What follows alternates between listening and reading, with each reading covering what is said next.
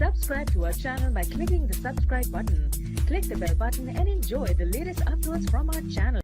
صدر سوات پریس کلب جناب شہزاد عالم صاحب، ڈپٹی کمشنر سوات ثاقب جانوی اور ڈی پی او سوات جناب اشفاق انور صاحب په دې پروګرام کې ناست د سوات ډیرو عزتمنو قدرمنو صحابیانو، پولیس افسران او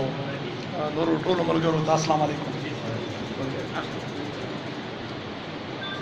زه مختصر وخت کې یو دوه درې خبرې کول غواړم. د ځان لپاره دا ډېر غټ اعزاز ګڼم چې زه د ملاکنډ د ډي ای جي په حیثیت زما پوسټینګ شوی دی، ځکه چې ملاکنډ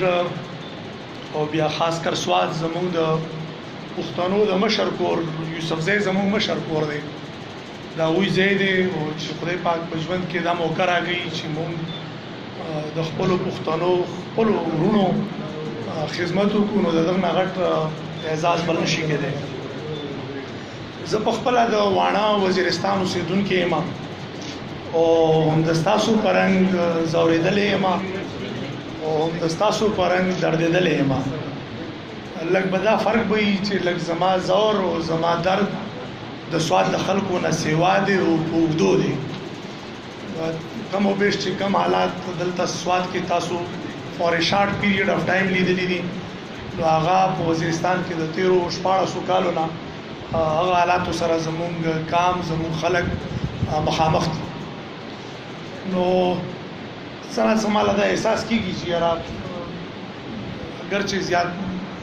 مولا نه دي کتلي، خو دا احساس راته کیږي چې دلته به کم مشکلات درپېښ شي. سره دست غټه مسله راتلونکي الیکشن دی، دعا مو د خدای پاک ته چې دا بالکل په امن وشي او هیڅ قسم ته ناخوشګواره واقعه ونه شي. د 2013 الیکشن کې واقعات شوي دي، دې ځل ته به زموږ کوشش وي او د ټول قانون نافذ کوونکو ادارو به دا کوشش وي چې موږ الیکشن کې خپل محنت وکړو د خپل خلیت سره، او الله پاک ته به مو خواست وي چې په امن سره دا الیکشن سره ته ورسېږي. د الیکشن کې به زموږ د پولیس له اړخ نه تقریبا 21,000 کسان به ډیوټي کوي د الیکشن په ورځ باندې. او د هغه الیکشن نه علاوه زه وایم چې کوم د سوات میجر پرابلمز دي، نو مخکې به موږ له د ستاسو د ګایډنس ضرورت وي چې موږ تاسو وقتاً فوقتاً پوی راپوی کوي، خاص کر د ټریفک چې کومه مسله ده دا به څه ډراسټک غوندې فیصلې غواړي. ځینې خلک به تکلیف اوچتوي د دې لپاره چې عمومي خلکو لا آرام میلاو شي. زه پرون لاړم داسې د بحرین او مدینه پورې، او بیا خو هغه نه مخکې روډ خراب دی، خو په بحرین کې هم او په مدین کې هم زه وایم چې که موږ لږ څه بیداري وکړو، مثلا یو بس په ټورسټو ولاړ دی بالکل روډ په منځ کې، نو وړوکی کار دی چې که موږ دا د بس والا په دې پوه کړو چې یاره ته د بازار نه لږ بار ودرېږه یا دې طرف ته ودرېږه، یو 15 قدمه دې خلک لاړ شي. نو خو که چېرته دا ټریفک مسلې هم داسې وي، دا ټولې د پولیس سره ریلیټډ نه دي، دا د انفورسمنټ مسلې نه دي. ټریفک انجینیرینګ مسله ده، ټریفک ایجوکیشن مسله ده. که چېرته دا مسلې داسې وي، نو زما خیال نه کېږي چې دې ښکلا له به دا خلک راشي. په منځ کې یو د امن غټ فیکټر او بیا د سوات دپاره په ټول نه غټ سورس اف انکم، دلته په ټول نه غټه انډسټري او وي د نو ټایم چې دا کېدای شي چې دا ټوریزم دی، او چې پخې تاسو صحافیان خپل محنت وکړئ. مونږ پولیس والا زما به دا کوشش وي که چېرته ماته موقع میلاویږي، زه یم چې پولیس خپل رول ایزیوم کړي، کوم رول چې په دې صوبه کې په باقي ځایونو کې پولیس ایزیوم کړی وي، سوات پولیس ته هم د هغه نشی نه وي. سوات پولیس ته هم هغه رول ماشاءالله نفریم ښه ډېره ده، او